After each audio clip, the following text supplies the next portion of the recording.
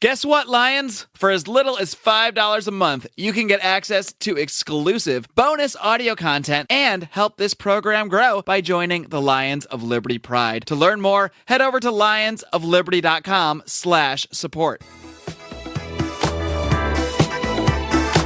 Welcome to Electric Liberty Land, here on the Lions of Liberty podcast, your weekly shot of culture, comedy, and liberty with your host, Brian McWilliams.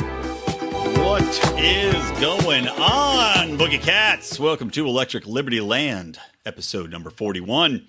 I am Brian McWilliams, as always, with you here to guide you through the odyssey that is libertarian thought, as it's reflected in the cultural prism of our times.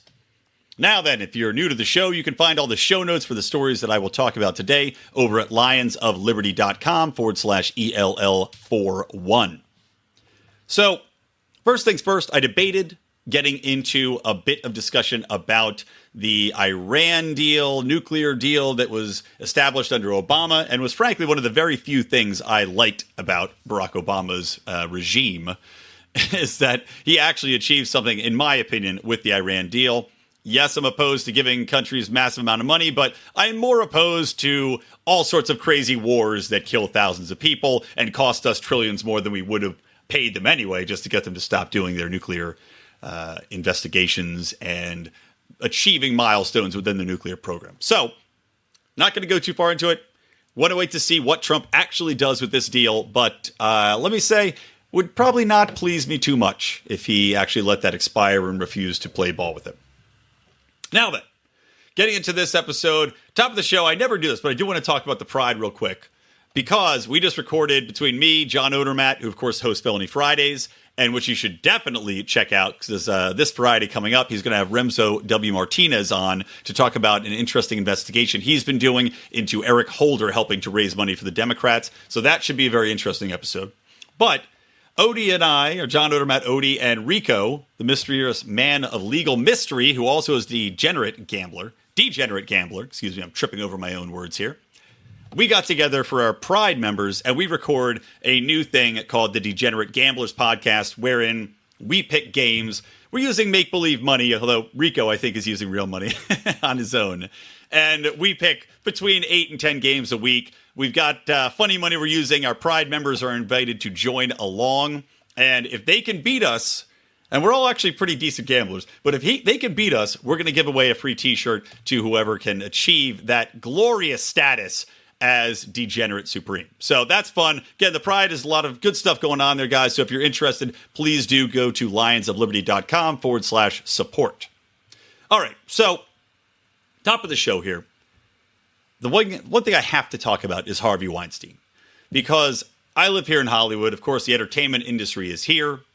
I know a lot of people within it, and working in public relations, I also deal with some journalists that have had interactions. And it's interesting because as this story has developed, and a quick background for those of you who have been hiding under a rock or I don't know, have just been in a nest of love. Let's hope you were just deep in an oiled up nest of love and you're finally emerging and looking at the news. So Harvey Weinstein, who was a mogul in the entertainment industry, super wealthy guy, founded Miramax Pictures, which was known for essentially creating independent film as we know it, taking passion projects, getting big name actors, but in smaller projects that have lower budgets, but that still would have commercial appeal, is essentially what they were able to achieve. He and his brother. So, very influential guy within the business. Disney bought out Miramax in 1993. But throughout the ages, there have been rumors about Harvey Weinstein, and frankly, many other people in the entertainment industry, both gay and straight. He is straight. But there's also allegations of people that are going up to men who are gay and using their power and influence to get them to do sexual favors, which is what people are saying Harvey Weinstein has done over and over and over again during his career to up-and-coming actresses. So recently, a model had come out and said, here's what happened to me, and she has it on tape, and you could hear him talking about, it's a thing where it looks very, very much like he has been caught red-handed. And while Harvey Weinstein issued a statement, he did not deny it. He basically said, well, I was brought up in this industry in a time when things were different. Kind of saying this is the way that the industry handled itself. And he's not wrong, mind you. He's wrong morally to take advantage of the situation in the way he has, especially if it involves forcibly doing things to women, which there's allegations about that as well. Forced oral sex, forced copulation in general. So these things have been alleged. But he's not wrong that that has gone on and continues to go on within the industry. So this has come out, this bombshell. And on top of this overall outrage that people have that this has been going on, quote unquote, unbeknownst to people. You've got the fact that Harvey Weinstein is a huge donator to the Democratic Party. He was a handler for Barack Obama. He visited the White House several times during Barack Obama's presidency. He was known for putting together large events for him and fundraising dinners and whoring him out to the entertainment community to raise buckets of cash for the DNC. Not only Barack Obama, but also Hillary Clinton. He actually only gave $5,000 himself to Barack Obama, but he did have all these fundraisers. However, he gave something like $18,000 to Hillary Clinton, and over the course of his donating tenure, donated some $1.5 million to the party. So, when this news broke, when all these people were going, oh my God, and granted, this happened about 5 days ago, 6 days ago as of the airing of this podcast. Everybody's saying, oh, I can't believe this is happening. Oh my God, the humanity. Where are Barack Obama and where is Hillary Clinton on this? Hillary Clinton, who was supposed to be the shining beacon for women, who you can find about 4,000 pictures of online with a simple search of her smiling and glad-handing with Harvey Weinstein. And we're not going to even get into the whole mystical grotto where all these politicians and bigwigs supposedly go to have all sorts of sex parties. I'm not even going to get into that. I don't know if he's visited. I would presume he has, but I'm not going to get into that. But there's all sorts of pictures of them having the greatest time with Harvey Weinstein and Bill Clinton, which makes a lot of sense. But, you've got Hillary. She doesn't say shit.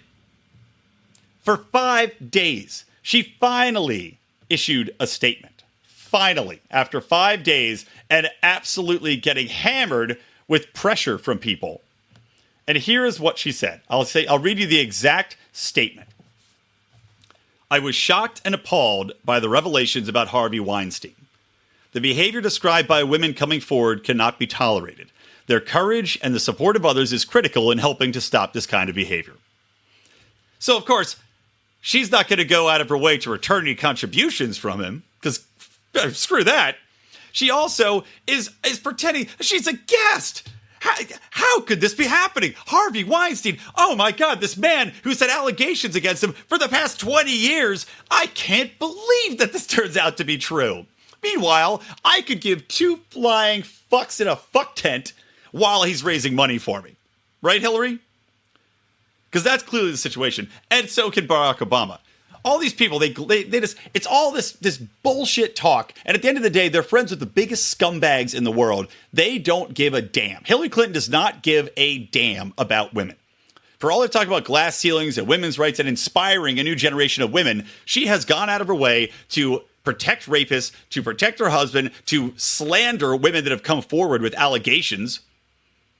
God, I honestly wish she was married to Harvey Weinstein just to see what she'd say about this. Have her go on the attack against these women coming out. I mean, she's certainly got a type. We can agree on that. When Hillary Clinton walks into a bar, her eyes lock on the one guy that she knows is going to be a true philandering scumbag who likes to use his power and influence to make women give them oral pleasuring. That's just Hillary Clinton's got the radar, man. Damn, she's got some good radar. So that's her type. And Barack Obama and Michelle Obama also waited about 6 days to issue a statement. And it's the same crap. Just, oh, we can't believe it if, this can't be tolerated, this kind of behavior. It's like, yeah, I'm sure you had no idea that this is going on. I mean, give me a break. And the thing is, too, this has been covered up for years, and Hollywood knows this is going on. Bigwigs like Russell Crowe and Matt Damon, who shout at the top of their lungs about progressive values and try to demean other people and virtue signal and tell everybody how they should be living and what's right and wrong. Matt Damon and Russell Crowe were integral in killing a story in 2004 that was being written by Sharon Waxman, who's actually a journalist that I personally have interacted with several times during my public relations career. Actually, I find Sharon Waxman, she has a fond place in my heart, because one of the bigger stories that I worked on was a stuntmen's union, which was called Stunts Unlimited. And they are trying to get an Academy Award for stunt work, which they still don't have. And it's atrocious, because you think about it, who are the people that die making movies? It's not the dickhead directors. It's not the talentless actors who are a dime a dozen. It's not the writers who deserve way more credit. And it's not the craft service people. No, it's the stuntmen. They actually are dying making movies, getting broken bones, getting burned alive, falling off goddamn buildings. They don't have an Academy Award. And the Academy and all these dickheads who work in the entertainment industry still would not give them the award. So that's what my public relations campaign was about. Getting attention. I did a protest. I did all this stuff. So Sharon Waxman was at the New York Times. And this is probably about 2005. So this is about a year after she tried to write a story about Harvey Weinstein, which is in 2004. So she did all this research. She flew to Italy because they had an Italian, this guy Lombardo, who handled all of this Miramax Italy stuff, which was all a shell for him. Basically, this guy Lombardo, she found out, was making $400,000 a year, even though it was his first year working for the company, and he had no experience in the entertainment industry. And by the way, this story is linked at lionsofliberty.com/ELL41. So you can read it yourself. But she goes and interviews all these people, finds out Lombardo's basically just trafficking Russian sex workers in for Harvey Weinstein to bang. And that's his sole job. And it was like an open secret. So she comes back, she tries to get the New York Times to write about it, and the New York Times wilts under the pressure. The grand old gray lady, whatever the fuck they call it, doesn't have the balls to go through with the story. And you know why? Because Harvey Weinstein threatened to sue them, which, by the way, happens all the time, and they still run the story. But more so, she got called herself. By who? Matt Damon and Russell Crowe. Called directly to vouch for Lombardo. And they talked to all these other people at the New York Times. Long story short, gutted the story, killed it off. Big expose blowing this out of the water over 10 years ago. Could have saved a lot of women from being forced to perform oral sex, if that is indeed true, or raped or whatever else is going on the Miramax casting couch. And by the way, not to make too light of this, but I honestly... I can't wait to see this casting couch for Harvey Weinstein in just like the skeeziest, most gross rundown Planet Hollywood that's ever existed. I look forward to going there. It's going to be awesome. Oh, the casting couch should be in the lobby. That's what you wait on before your table's ready. But anyway, the New York Times, this newspaper that's supposed to be the standard that all newspapers hold themselves to, which has clearly become a joke during the Trump administration, much as the Washington Post has. But they backed off, wouldn't run it, because they're getting all these calls, because he was a big advertiser, because Matt Damon and Russell Crowe were upset. Their widow feelings are hurt that this guy who would help them get ahead was going to be exposed. I mean, it just shows you the shocking, disgusting hypocrisy that exists with these asshole progressives that are here in Hollywood. I mean, these people, it's like out of one side of their mouth, they're saying they're living this idyllic life. And look at what we're doing. We're conserving, and we believe in progressive values. We believe in equality, and we believe in all this shit. And at the other side, you've got these people having these sex parties. You've got people having underage children coming over. All this shit goes on, not in quote-unquote plain sight, but it goes on constantly. And, you know, it's funny. It's one of those things where thinking about this on the way home from work today, well, it's definitely wrong that Harvey Weinstein if he forced himself on an actress, that's wrong. However, I'm looking at it from the other side. You know, if he's been doing this for X number of years, there would have been a hell of a lot more people that would have come out and said something, especially if these actresses didn't get ahead. So at the same time, I look at this as though I say, okay, how many of these actresses went in there knowing full well what they were getting into and said, you know what? That for me is a trade-off that's well worth it. I mean, shit, I will tell you honestly right now, if Harvey Weinstein came up to me and said, I'll make you a movie star, you'll be making millions of dollars a year, and you won't have to worry for the rest of your days. You could pretty much, I mean, let's be honest, if you're a movie star for 5-6 years, if you don't go crazy buying Lamborghinis and all this other shit, rapper style, you can retire fairly early. Take a little role here and there, retire, live a life of leisure. If he told me, he says, hey, why don't you come on up to my office? Why don't you lie on your couch, spread your ass, and let me have my way with you? I would probably say, yeah, all right, Harvey. You know what? You got 10 minutes. Do your worst. Because that is a hell of a trade-off. 10 minutes of uncomfortableness for a life of leisure. To live your dreams, to never have to worry about working again. And if that's what happened, I'm sure a lot of women were more than happy to do that. And it's like, I don't want to excuse his actions. And I don't want to say it's not sexism. But clearly, I mean, it is sexism in the way that this is expected. But again, you listen to Terry Crews came out, he talked about this. It happens to men too. So it's not even sexist. It's just power. To say it's something where it's exploitation of women is wrong because it's also exploitation of men. All it is people in power abusing their power or leveraging their power to get something that they want.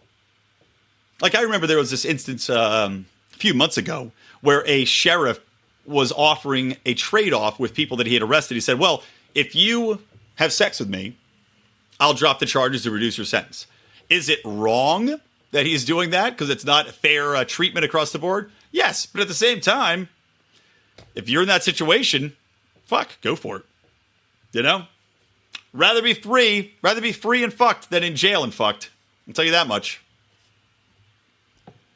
So all of this yelling, it's the same thing as anything else. But if you're a person of power, you're gonna use that power for something. Now, whether that's good or evil, that's up to you. But to impose this specific morality to say, well, it's wrong that he had gotten ahead, and it's wrong he would consistently do this to women. This could have been stopped at any time. It could have been stopped by any number of women coming forward and saying something. And the reason they didn't shows you that the proof is in the pudding. That a lot of these women did, in fact, get to make good on that. And they did, in fact, become very wealthy and have fantastic careers. So again, not saying it's right, but just want to put that perspective out there. Okay, let's move on to another story. What do you think? So I want to talk a little bit about the United Nations and Nikki Haley. So Nikki Haley is our representative of the United Nations. Again, I'm not a fan of the UN. I don't think we should be in the UN. I'm sure most of you agree with me. However, we're in there now, and Nikki Haley recently opposed, well, I should say the United States and the Donald Trump administration failed to support a motion where they would basically condemn the stoning to death of gays. Which you think is something that you'd want to stand up and take a stand against. You know, maybe just pick that one issue to say that's not a great thing. Specifically, this is a United Nations resolution to condemn death penalty sentences against gay people for having sex. And the reason that the U.S. didn't back this is because they feared it could lead to executions being banned in America. Just think about that for a second.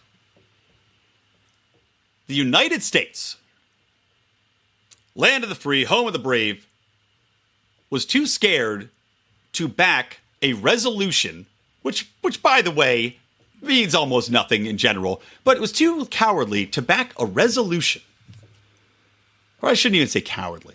We were too in love with killing people to back a resolution that would have condemned killing gay people for being gay. I mean, I can think of a lot of despicable things that the United States has done. If we're going to take war off the table, if we're going to take internment camps off the table, if we're going to take slavery off the table, this is pretty high up on the despicable list of things the United States has done.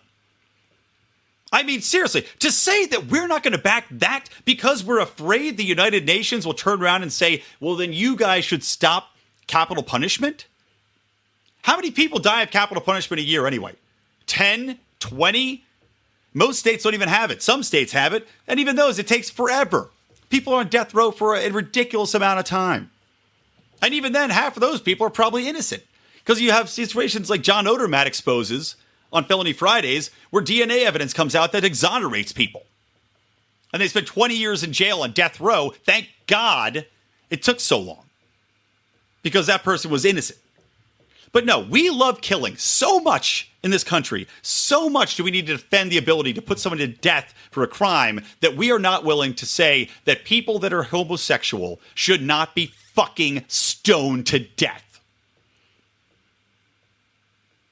Absolutely pathetic.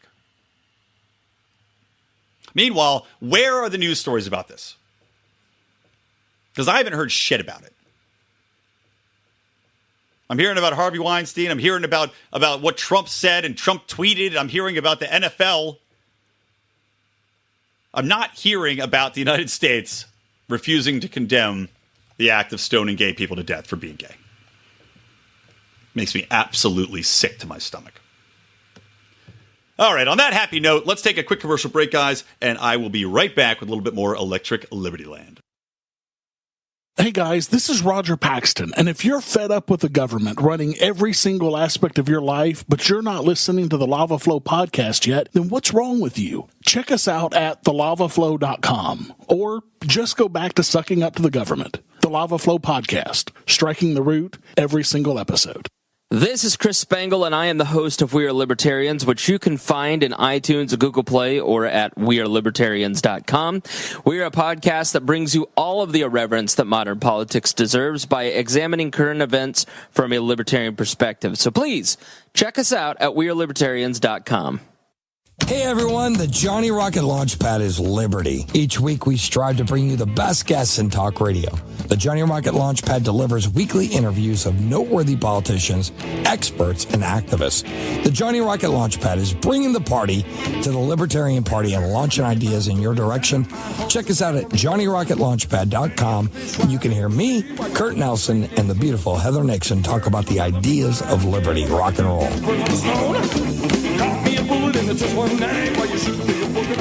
All right, we are back with more Electric Liberty Land. Make sure you do check out those podcasts, guys. Good peeps. I actually will be on the Johnny Rocket Launchpad very soon. I've been promised that. I already recorded the episode, so I get into some deep conversations as always on that show. So as soon as that comes out, I'll share it in the Lions of Liberty forum, which you guys should join. We got a ton of forum action going on there. So you can just do that. Go to Facebook, type in Lions of Liberty Forum. I know it sounds complicated, but I believe in you. So you go, join up. All you got to do, answer a simple little question, just telling where you heard about it. Could be from the podcast, could be online, could be from a buddy, could be from a homeless man shouting in the streets. Going to give somebody a T-shirt just to do that. Be like, here's this T-shirt, but you got to yell at every car that goes by, Lions of Liberty, and you got to do it with your dick in your pants at least once a day. Anyway, maybe I'll push it up against a bus window. Really get a lot of people. Like, more bang for your buck, you know? As long as he's got that T-shirt on when his dick's against that window, I don't have a problem with it. All right, let's get picking. So we're talking about some, this show's going into all the crazy topics. So here's another story that came out. And this one involves the NFL, but not the sitting, standing anthem shit that's going on. Which, by the way, I'm not going to get into this too much yet, but the NFL is talking about making a mandate, which I think technically is illegal. However, at a private company, you probably can still mandate people do it. But saying that NFL players have to stand for the anthem. We thought that they had to already, because the NBA has a mandate that players have to stand for the anthem. The NFL does not. It says that players should stand, but it doesn't actually have a rule that specifically states that they must. So, as predicted a couple weeks ago on this show, I told you, as soon as the money starts to be threatened, which I'm sure is happening right now from Donald Trump, where he's telling the military that's putting all these millions of dollars into the NFL that rolls out the American flag and does its whole jingoist dance routine out there with the military members and the military person singing the national anthem every game. and all of that stuff, and the Blue Angels and the B-52s all flying over stadiums and all that other shit that happens. As soon as that money gets threatened, the NFL owners will react. They already did their little PR party. They already did their kneeling and the Jerry Jones holding arms and all this other crap to show that they cared, to show that they're with it, that they're progressive. Now it's time that they're going to pull the rug out. They're going to tell everybody, you got to stand or your job is on the line. Because money talks. And there's a lot of money yelling at the NFL right now. But that's not what I'm talking about. What I am talking about is social justice gone wrong and social justice being used as an explanation for utter fucking bullshit. Latest example, Dolphins offensive line coach, and this guy is named Christopher Forster. Might be Forster, F-O-E-R-S-T-E-R. Miami Dolphins offensive line coach, who, by the way, the offensive line for the Miami Dolphins is terrible, so probably would have been fired soon anyway. But video came out that was released by this stripper named Kiwana. There's no way I'm pronouncing this right. Kiwana Nige? Kijuananige. Meh. I'm just going to call her KN. Or Kija. I'll call her Kija for short. So anyway, Kija, she got these videos that were sent to her from Christopher Forster. And he's in his office at the Miami Dolphins practice facility. He's about to go into a meeting, which I don't know if he's running it or just sitting at it. But he's basically doing lines of cocaine off of his desk. And he's talking very seductively into the camera because he's sending a video to this stripper who apparently he's spent a lot of time with in Vegas. And he has some sort of relationship with. And she also said that she's keeping the baby, or he says that, I think you're keeping the baby, so I won't be able to do this cocaine for a while. Basically intimating that she is pregnant with his baby. That is as of yet unconfirmed. But this stripper, he sends her this video of him saying, oh, baby, I miss you. We have so much fun together. I'm just doing this. I do this to think about you because we have so much fun. We're doing it together.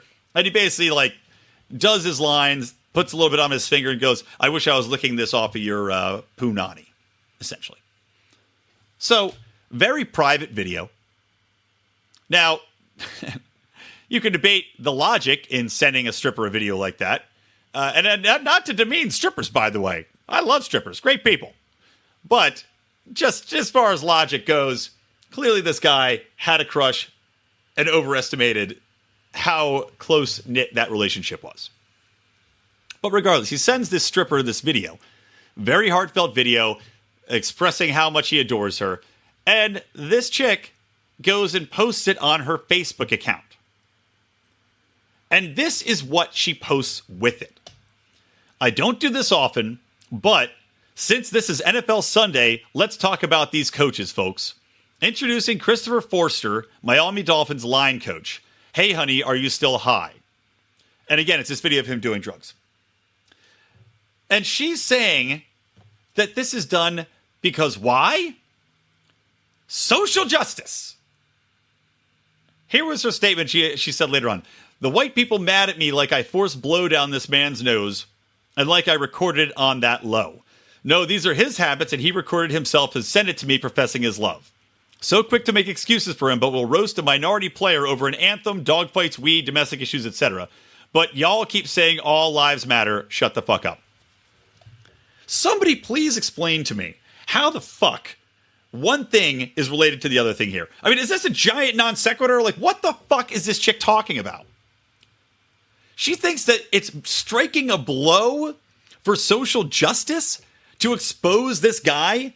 I mean, look, if you're the Dolphins, I'm sure you're not happy he's doing blow in the offices. But at the same time, let's not forget that the NFL consistently is jacking its players up with all sorts of medicines and painkillers and hid the effects of concussion testing for years. So it's not like the NFL is just this saintly organization in the first place. But regardless, this fucking chick ruins this man's career, destroys his marriage. And her excuse is that it's for social justice because he's a white coach and people are upset about black players kneeling during the national anthem. This is such a perversion of logic. And frankly, this is what pisses me off and is making me so angry these days, is that when you have social justice and people have this understanding of it, it excuses everything. It's like this ends justifies the means horseshit that is going on constantly. We're saying, well, no, it's okay because it's striking a blow for equality, even though it's not. This stupid person understands this as striking a blow when merely all she's done is ruin someone's life.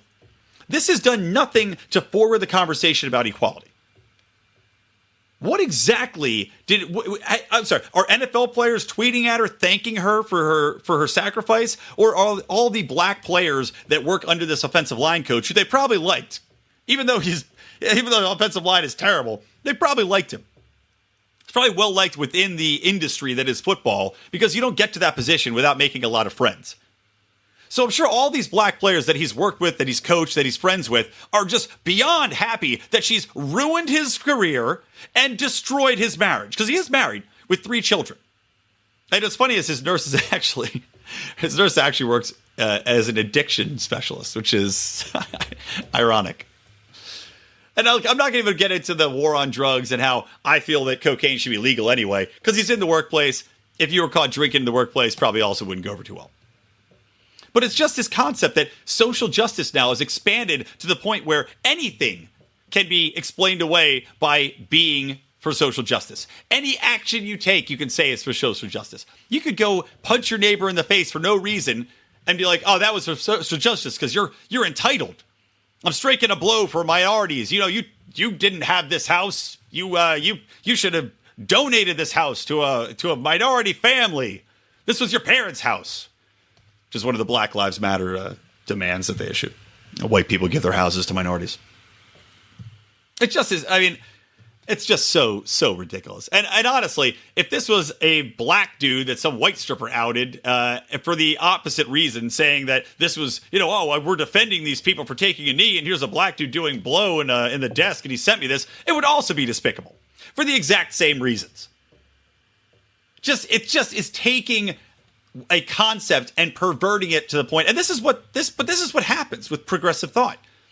This is why I understand when people call progressivism a disease. I understand why they're saying that. Because it evolves, it spreads, and it mutates into what you see now, into Antifa, into what this chick is doing with this video, into people protesting free speech. Just everything, into trigger warnings, into campuses not being able to teach literature that's been around for 200 years. It is a disease in the way that it mutates. And that, again, is not just social justice for the left. That's social justice for the right. And the antithesis of it. It's the opposite reaction that's happening. And while I'm happy to see the reaction and the pushback against PC culture, some of this stuff obviously goes too far.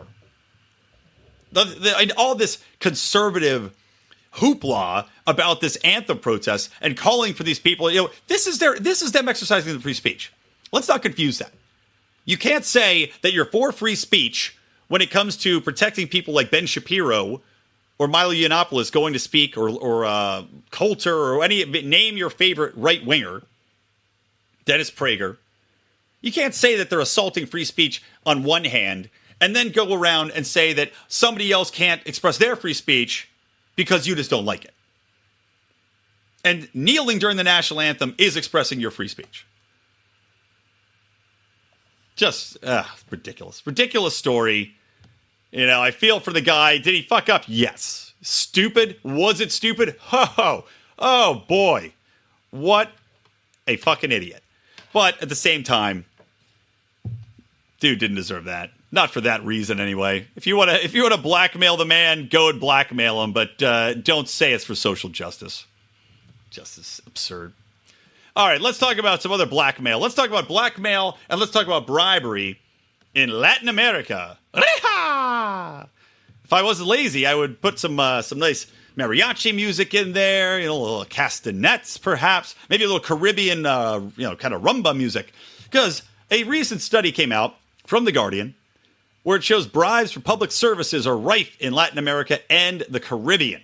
They did a survey. 1 in 3 people across the region paid a bribe in the past year to police, health services, or schools. I mean, think about that. Not just cops. Because everybody, like in Venezuela, for instance, this article references 73% of the people surveyed said the police were corrupt. And they said that basically they paid them off in the last, like it's a regular thing. You just pay off the cops. Regular as clockwork, you just have to do it. But also schools, hospitals, ID documentation services, also, of course, prone to bribery. Because obviously, if people are trying to sneak over, they're gonna falsify their ID records. They're gonna get their passport stamped. They're gonna do all these other things to sneak their way in, obviously. But just in general, that I have less of a problem with. The bigger issue to me is that you've got these public services like these hospitals, which again, this is like an instance. Look at Venezuela. Look at any socialized country. Look at what we're trying to do with healthcare now, putting it under government control, where you're going to have healthcare officials that are simply looking for bribes to give you the basic services that you need to stay alive. And in a country where you don't have another option, if there's not a free market at play, if you've got services wherein all of the country is dependent on it, where else are you going to turn? And at that point, maybe you could have another option. Like, for example, in Sweden, they've got private institutions where you can go. You pay for your government healthcare, but it's so terrible that people turn to private insurance as well. So it's doubling up. But clearly, poor people can't do that. In a free market system, everybody can have equal access to healthcare and afford it. But in a situation like this, where you socialized it, the poor people are dependent on these government services. And go in, they know you, even though you're poor, you probably have $20. You could part with that, keep your kid alive. So that's what's going on here. And they interviewed I think they said some 22,000 people throughout Latin America, throughout the Caribbean. And they found that throughout Latin America, while whistleblowing is acceptable culturally, so it's not like your neighbors are going to get upset, 28% of people who reported corruption suffered from retaliation, which again, you would figure. And this happens in America too, let's not forget. There was an instance very recently where a sheriff was arrested because somebody had complained, it was actually a blogger, had written a blog exposing some corruption in his police office.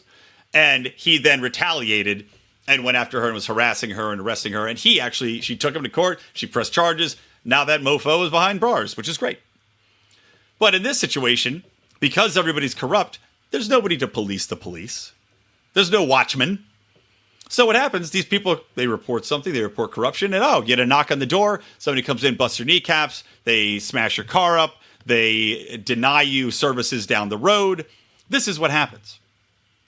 And that's why they say only 9% of people come forward to report these bribes. Makes a lot of sense, doesn't it?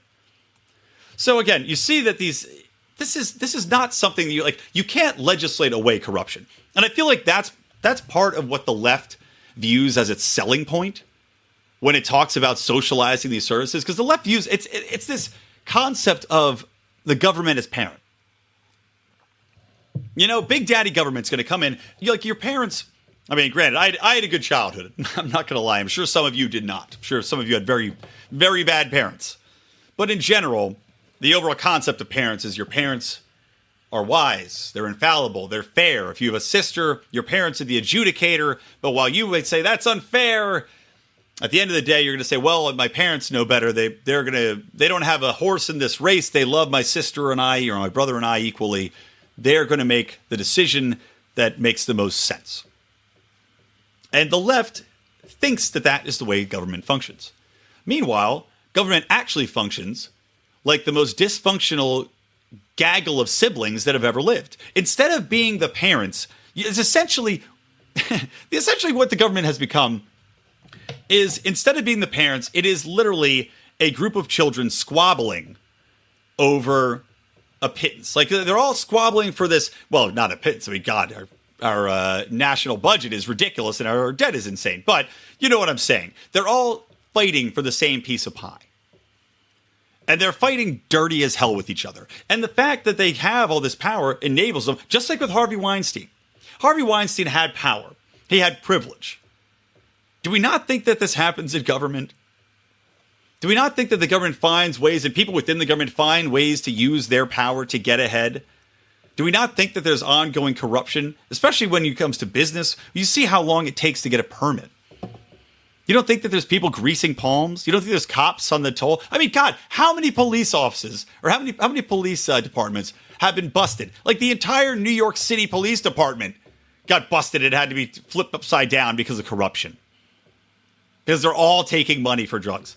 Corruption is rampant in any organization. The free market is what keeps corruption honest, because you can find a cheaper service elsewhere, because you weed out that corruption, because a business owner doesn't want somebody corrupt stealing from him from inside. But when you have a grand bureaucracy like government that can't function anyway, who's going to keep track of all these little cogs as they spin off, start doing their own thing, start taking money, start abusing the budgets, like what happened with the construction costs, where people are putting down $3,000 hammers and $500 boxes of nails for reconstruction projects in Iraq. You can't possibly keep track of something that's that large, pardon me. And to expect that the government is this entity which has no interests is beyond naive. I mean, the government exists to make itself bigger, clearly, and the people within the government want to make their share of the pie bigger, whether that comes from another person in the government or whether that comes from you and I is the only question. And they don't give a shit which it is. As long as they keep getting bigger, getting richer, and expanding their power, it does not matter to them. It's going to be which one is the root of least resistance. Sometimes that's fighting internally, sometimes that's coming after us. But again, the left doesn't understand that. They don't understand that people are still in government. Again, I will bring up Rick and Morty, great show, and the example that they use, whether or not their example was intentional, I don't know. Because God knows Dan Harmon ain't coming on this show. I would have him on in a second, but I don't think he's going to agree. But they had an entire government that they created from this one man, the smartest man in the universe.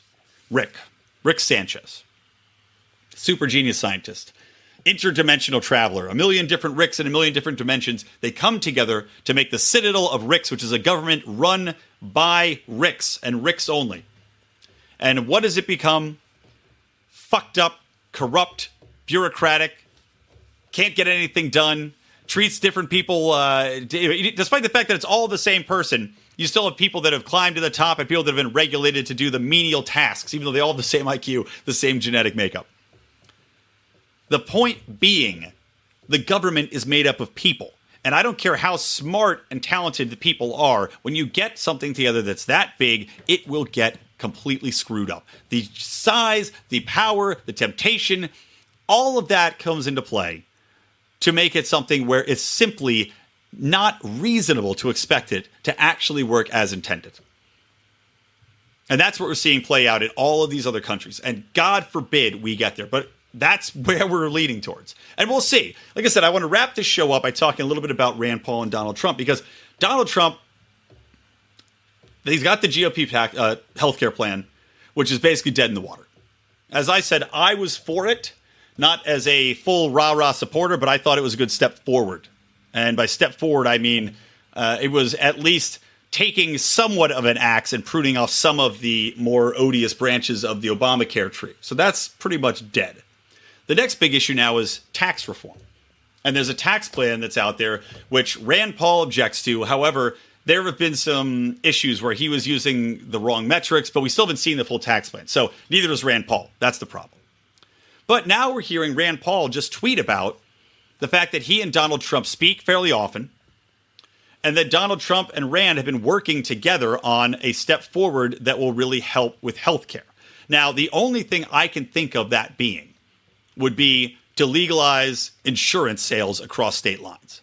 And that's what I think it honestly is going to be. Because I think that's something that Donald Trump can accomplish on his own with an executive order, which, God forbid, I'm not a fan of executive orders, but if he's using it for this, I got to support it.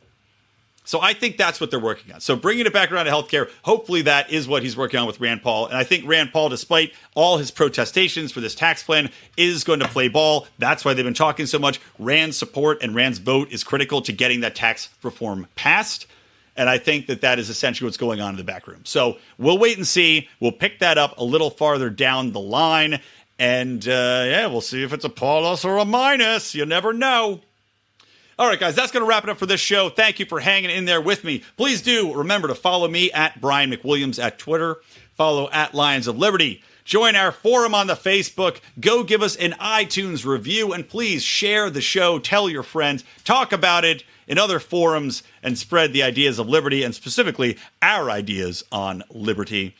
So from me, Brian McWilliams, from the Lions of Liberty and from Electric Liberty Land, always stay plugged in to liberty.